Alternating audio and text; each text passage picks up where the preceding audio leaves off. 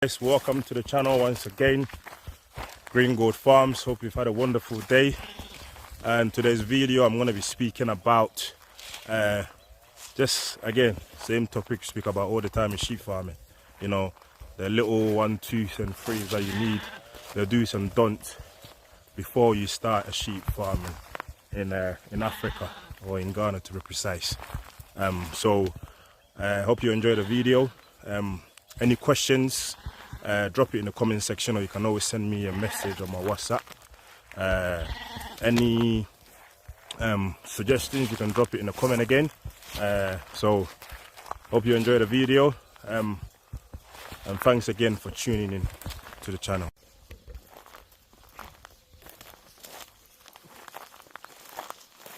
So just enjoying the grazing. Not much to graze at. You know, during the dry season, all the grasses, most of them are pretty much dry, which affects them massively. You know, so you always have to make sure that you supplement them. Supplementation is a must during the dry season. Always have to make sure that you supplement them, you know, to give them the added nutritional value that they kind of lack or miss out in the absence of the fresh green grasses.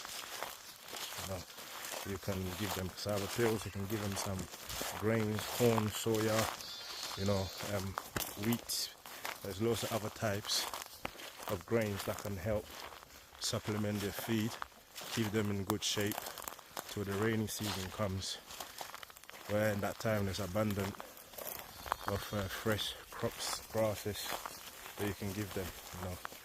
Or some people store feed during the rainy season, and then use it for them during the dry season. In our case, what we do in the rainy season is still the same thing we do in the dry season. Only difference is when they're out grazing during the dry season, the grasses are not as fresh as they are in the rainy season. Other than that, we feed them, we supplement them with grains, corn, soya, and wheat bran. We supplement them with cassava and plantain peels, dried of course. And recently we've also started introducing silage, just to see how that does.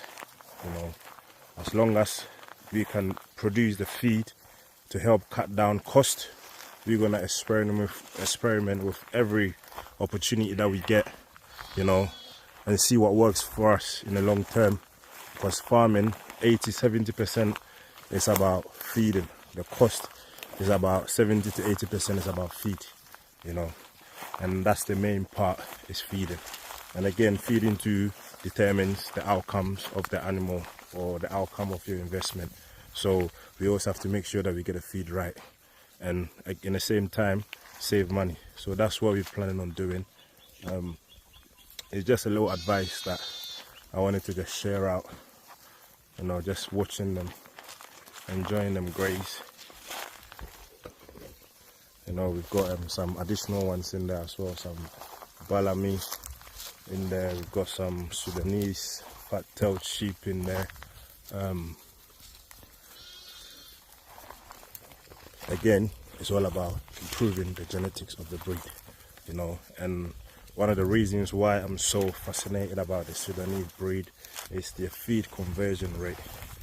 You can feed the Sudanese and the balami with the same feed, but the body condition of the Sudanese is going to be 10 times better than the balami on minimal feed.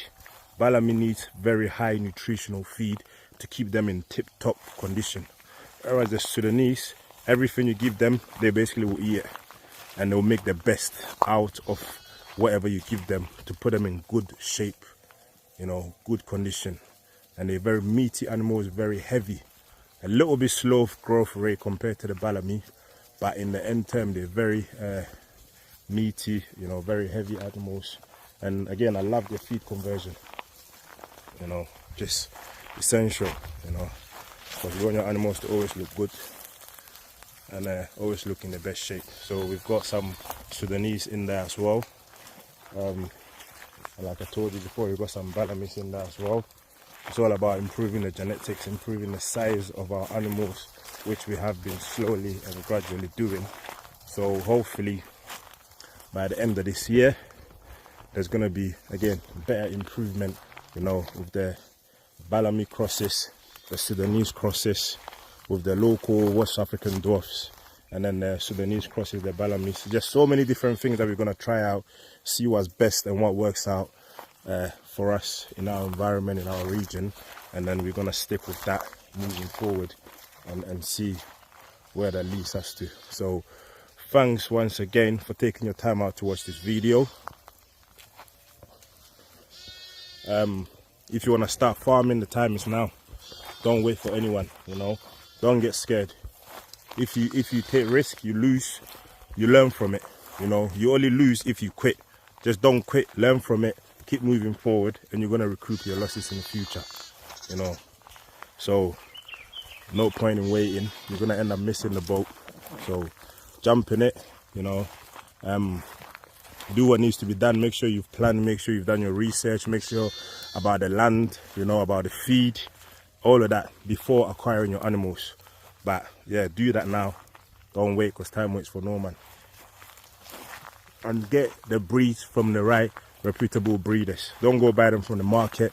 Don't go buy them from people that don't keep records.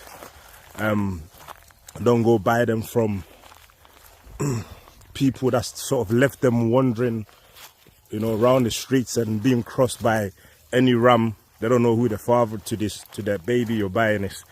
Go and buy them from a reputable breeder that keep records, that can give you at least 2 to 3 generations of pedigree of the animal that you're purchasing, and give you about 6 months to a year record of the vaccinations, the animal vaccination record of the animal you're purchasing.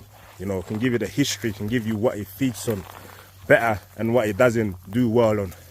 So keep that in mind. You know, always buy from a reputable breeder. Some people will go to you and tell you that, yeah, this breed is this breed is that, you know, it's pregnant, is this, is that. You know, most of the people cross or breed the animals when they're old, get them pregnant so they're looking a bit fat, and you buying them thinking you're buying a pregnant animal. 9 times out of 10, that baby from that animal is going to be very weak and probably won't survive. I'm talking from experience. And secondly, after the animal gives birth, that's when you're going to see the raw true age, the size of the animal, and then they're going to start suffering because it's very old, you know. So like I said, there's certain animals that shouldn't be sold for breeding. They should be straight butchering, straight for the freezer, for the freezers. Shouldn't be for breeding. But there's some people out there that will sell you anything, you know, just to fatten your pocket. So just bear that in mind and be very, very vigilant when you're purchasing breeding animals. Keep that in mind, you know.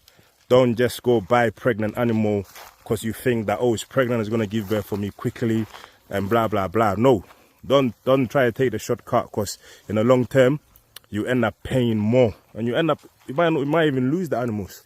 Again, I'm talking from experience. You know, it's best to, if you buy an animal that's given birth once, that's fine. If they haven't given birth before, that's better. You know, but don't go buy a pregnant animal that looks very heavily pregnant. You know, because bear in mind, if that breeder selling an animal that's heavily pregnant, why is he not keeping that animal? He's a breeder himself. He's got a perfect animal that's heavily pregnant. He's going to keep the animal till it gives birth and then maybe sell on the animal. But they fatten them, they breed them when they're old.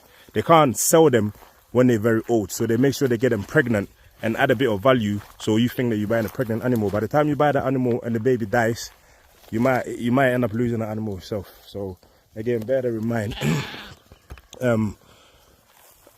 What else can I add on? Sorry guys, I don't plan my videos. You know, I just walk and talk and speak my mind and from experience. So I might get certain things wrong. I don't know everything, and if you do, you always write to correct me, and I'm always open on learning, because I don't know anything, like I said. But anyway, that's my little advice.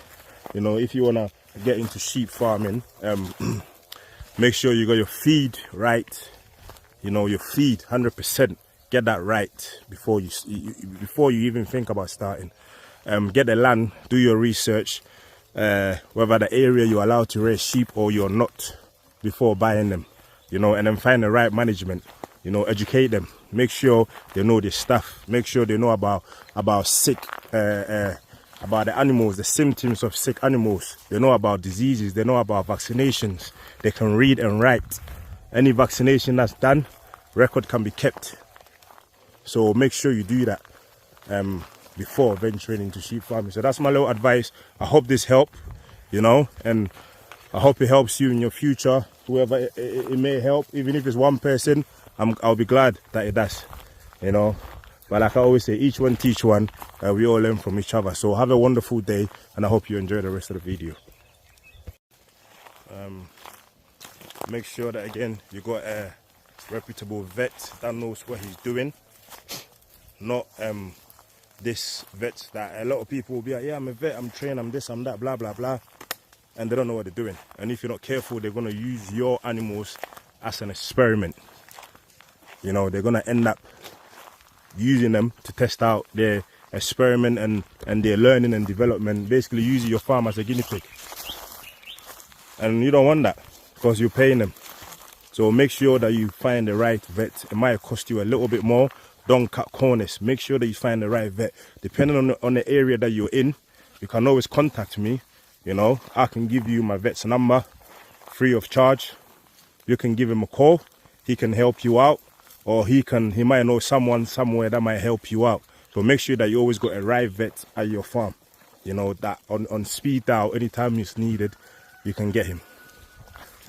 And your management has to be on point. You know, the person needs to know about animals, needs to know about science of diseases, needs to know about the nutrition, needs to know about lameness and diarrhea and deworming, and basically needs to be on point of medication, and also needs to be educated, needs to be able to know how to read and write.